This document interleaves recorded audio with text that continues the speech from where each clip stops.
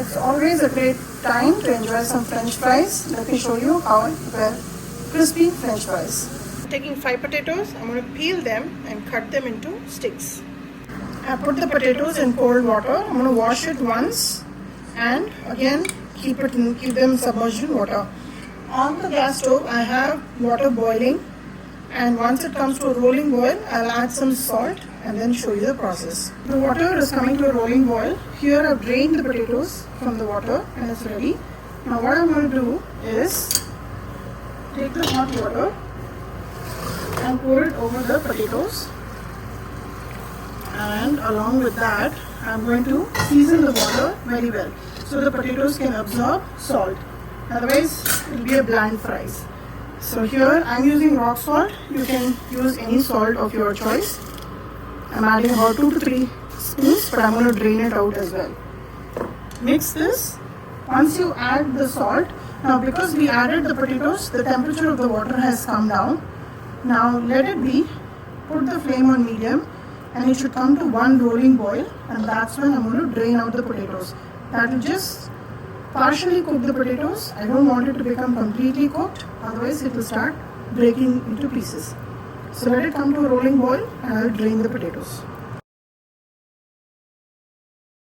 Once it comes to a rolling boil like this, turn off the gas and I'm going to take it out in a colander, removing all the water. Taking out the potatoes in a colander, I'm going to show you how much they have cooked.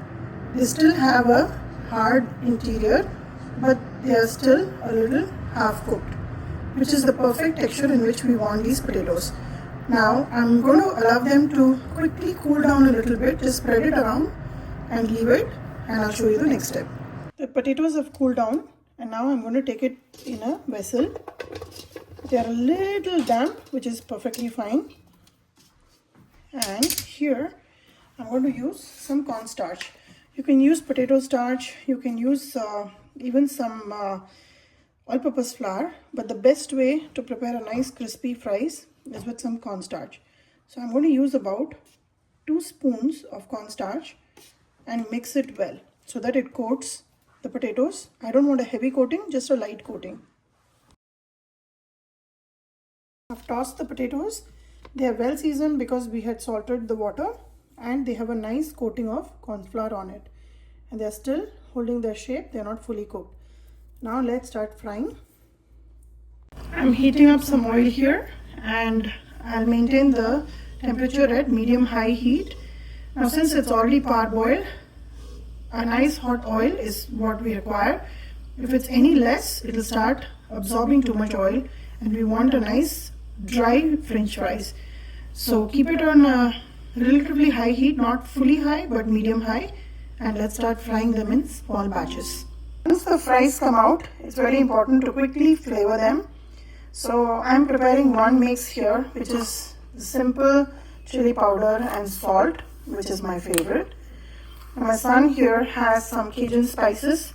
There are many different varieties of grill spices that you can use. You can use lemon pepper, you can use so many varieties that comes in different brands. You can even use the peri peri masala, which is very popular. You can just use some pepper and salt as well. So have the mix ready for when the fries come out, and we'll sprinkle it on top while it's nice and hot.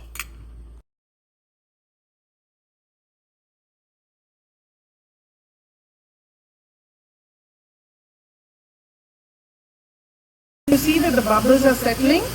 Unlike when we had added it, it's almost ready to take it out. So take a nice big spider sort of a spatula, so drain out all the extra oil, and we'll take it out in the colander. These are very crisp. They are probably the best fries you can make at home, and the process is not very complicated.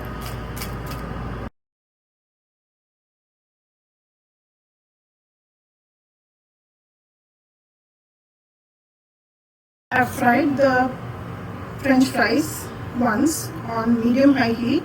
Now I'm going to crank up the heat to the max, and I'll fry it batch by batch till it's really crispy.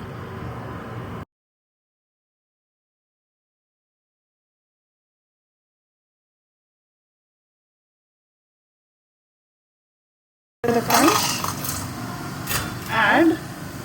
favorite, just chili powder and salt, and mix it well. You can hear the crunch. They are super crisp, very tasty, and they are homemade. It's never too late to make French fries at home.